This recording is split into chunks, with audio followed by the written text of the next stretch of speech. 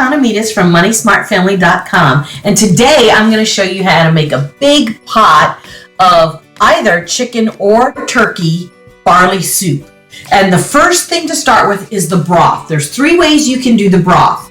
You can start from scratch and you can boil turkey carcasses, and this is the way we store them. We wrap them in foil and put them in a double plastic bag and then put them in a big pot and fill it with water and boil it for like an hour to make the broth. I have 2 turkey carcasses today, and I'm trying to use up turkey carcasses, so I may put 2 in the pot today, but 1 is enough for a 12-quart pot or an 8-quart pot. The other way to do turkey broth is to actually buy canned, which would be kind of expensive because those little jars of Swanson chicken broth can be anywhere from 50 cents to $1.50, even more than that. And it would take a lot of those to fill a pot like that. The third way would be to use bouillon cubes. So you use 1 bouillon cube for every 2 cups of water. So if I had no turkey carcass, that's what I would do, is put a bunch of bouillon cubes in, measure it out, and make my broth that way. The other thing to do is to take a whole rotisserie chicken. If you don't feel like you're a cooker, just take a whole rotisserie chicken, even though it's cooked, put it in a pot of water, boil it to make the broth, then debone the chicken, and it's still going to be cheaper than going out to eat and way healthier than fast food. Basic stuff, but I just wanted to show you the vegetables that I was going to cut up to throw in the soup before I did it. I already cut up the onion, and that's why I'm tearing up, but this is the whole onion. Here is yellow crookneck. I have carrots, celery, and some spinach that was in the freezer, and then some garlic. So this is what I'm going to start with.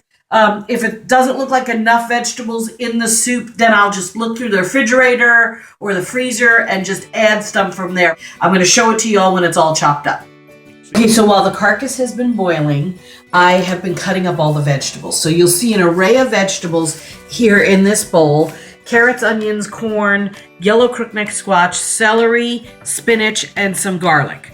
Okay, well, I normally like a lot more celery, but I'm not running to the store for just celery. I have a large spice closet, so I am going to put in probably a tablespoon of whole celery seed to make up for the celery that I'm missing. I am also soaking my barley. There's 2 cups of barley to my 12-quart pot, and it just helps it to absorb some moisture and plump faster. Brown rice is another good thing that you can use.